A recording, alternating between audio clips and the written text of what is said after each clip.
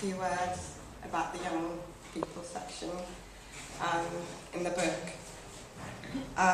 As we were just sort of like, going through the translation and just drafting the book, we sort of thought that there was just this one, this one voice that we were missing out on, and that was the voice of the youth, basically. So we decided to go out and interview a few of them, just to sort of see what their own personal, experience was, how they felt about, having to move to a different country again and start life anew. And what's interesting is that actually a lot of them lived in places in Holland, Sweden, or other European countries, in cities that didn't have that many of the Somali people there to begin with, and obviously moving to Leicester as a big group and having to get used to seeing so many Somali people, like so many people that are the same as they were, was quite a bit of a culture shock as well as having to get used to like living in a new place. But what's interesting is that actually this sort of it turned into a positive. Like they decided to get more involved within their communities. They started to learn more about their cultural background, who they were, just a little bit more about their actual ethnic background, and obviously they encountered a lot of struggles that their parents encountered, like there's like language barriers, having to get adjusted in school again, and as you read the stories of like the older generation that moved to Leicester and the younger generation, there's similarities in there in terms of what they had to overcome to sort of start functioning again well in a new society.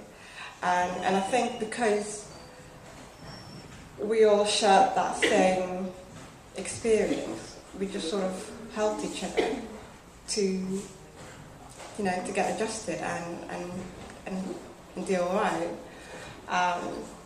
So I'd just like to quickly read one of the stories in the book, just a short extract basically, of one of the girls when she first came to Leicester and what she first thought of it basically.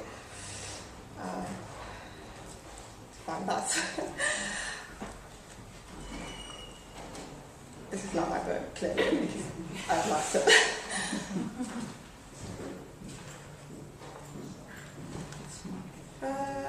Here we go. Look for the yellow. Yeah. Yellow markers. I find it, I think. Here we go. Her name is Sagal, and she's now 24. I think she was about 15 or 16 when she moved. Right. I was 1.5 years old when we left Somalia. It was 1988 and reflecting that after the regime had imprisoned my father for opposing them. My mother felt it was no longer safe for us to remain in Somalia, so we moved to Belgium afterwards and then finally settled in Holland, where my father joined us in 1989.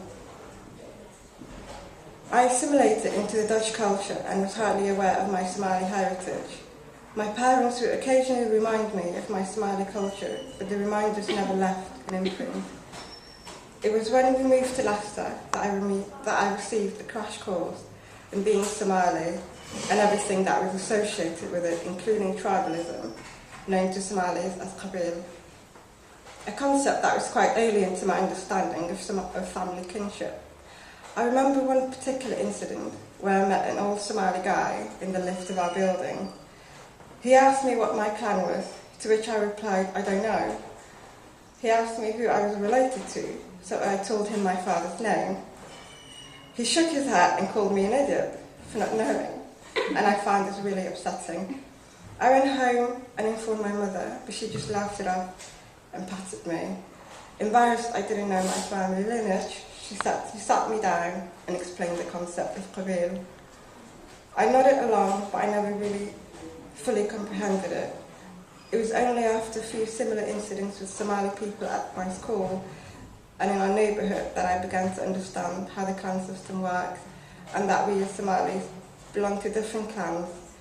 It was then that bits of the Civil War made sense to me.